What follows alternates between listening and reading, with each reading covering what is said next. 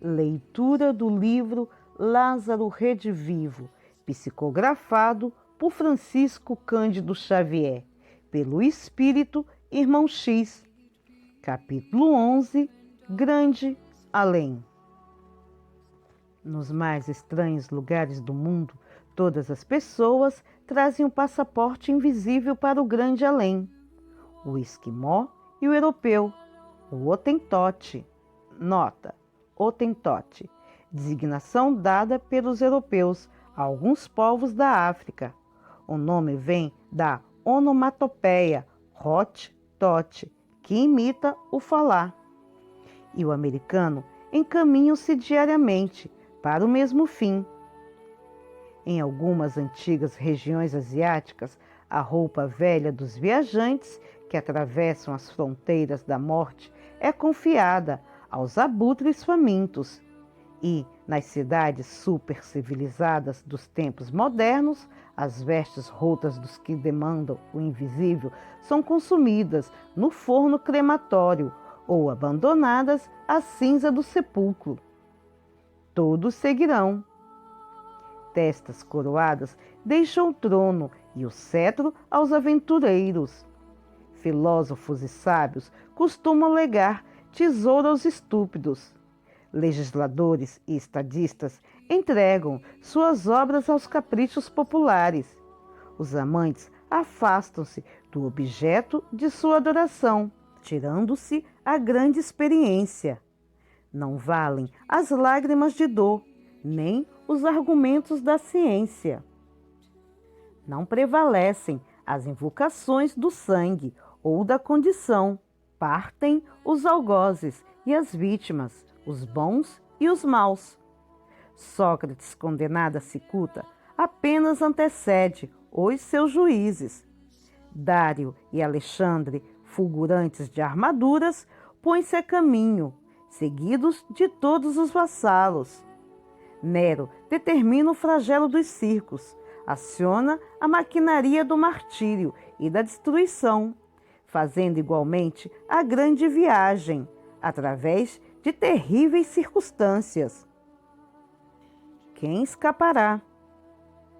Magos de todas as épocas intentam descobrir o vinho miraculoso da eterna mocidade do corpo. Desejando fugir aos imperativos da consciência, tenta o homem esquecer os seus títulos de imortalidade espiritual, com que receberá sempre de acordo com as suas obras, procurando perpetuar o baile de máscaras em que estima a opressão e disfarça o vício. Entretanto, por mais que sonde os segredos da Mãe Natura, descobrindo rotas aéreas e caminhos subterrâneos, não conseguirá improvisar a invulnerabilidade dos ossos com quem se materializa, por tempo determinado, na Terra, atendendo a místicos desígnios da esfera superior. A enfermidade segui-lo-á de perto. Se persevera no desequilíbrio, a luta vesgatá-lo-á todos os dias. A morte espera-o em cada esquina da precipitação ou da imprudência. As vacilações alegres da infância exigem-lhe-ão os graciosos e ridículos do princípio, e as dolorosas hesitações da velhice reclamarão dele os detestáveis ridículos do fim. Há sempre em cada existência o período de aproveitamento, na qual a criatura pode revelar-se. Alguns homens, raros embora, valem-se da ocasião para o esforço supremo da tarefa a quem foram chamados a cumprir. A maioria, como deuses caídos, entrega-se às dissipações da prodigalidade, aproveitando o tempo de serviço em banquetes criminosos de prazeres. Do nascente orvalhado ao poente sombrio, o sol brilha apenas algumas horas em cada dia do ano. Do berço risonho à sepultura tenebrosa, a vida de um homem fulgura apenas por limitado tempo no curso da existência, que é um dia da eternidade. Vieira, nota, Padre Antônio Vieira, 1608 a 1697, religioso, escritor e orador português. Faz alguns sermões e desaparece do cenário. Pastor.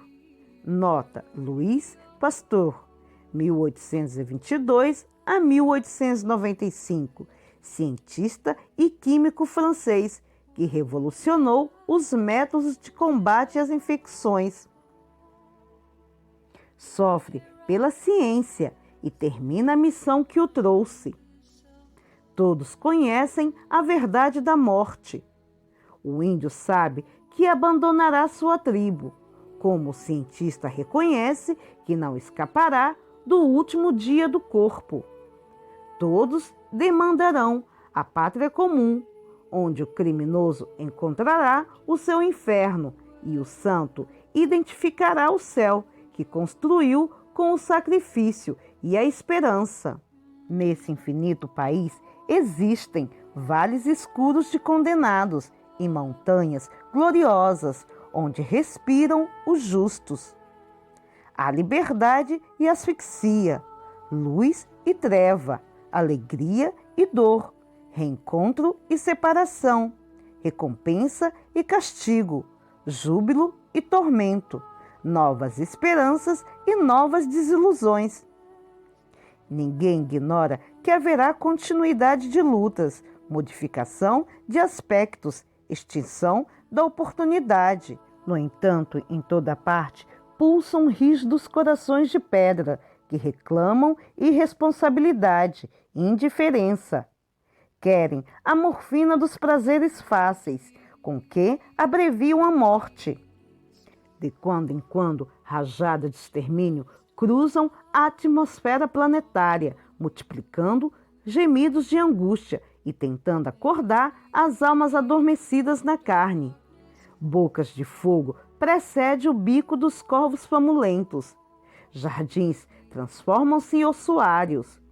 A realidade terrível do ódio faz cair as máscaras diplomáticas, a fim de que os agrupamentos humanos se mostrem tais quais são. Milhares de criaturas acorrem ao grande além, reconhecendo mais uma vez que o sílex e a baioneta, a catapulta e a granada são filhos da mesma ignorância primitivista em que se mergulham voluntariamente as criaturas da terra há milênios numerosos. Continuará o seio da vida alimentando a humanidade sobre milhões de túmulos e escancarada permanecerá a porta da morte, esperando todos os seres. Ninguém fugirá. Mães e filhos, jovens e velhos, ricos e pobres, estarão de partida a qualquer momento. Todos guardam o passaporte final, com quem regressam ao país de que procedem. Hóspedes temporários da carne voltam ao lar comum, no qual colherão de acordo com a semeadura. No pórtico, entre os dois planos, movimentam-se a alfândega da justiça, que confere asas divinas à consciência reta para os voos do cimo resplandecente e verifica as algemas pesadas escolhidas pelos criminosos para o mergulho no precipício das sombras. Grande além, onde estão na terra os homens que te recordam?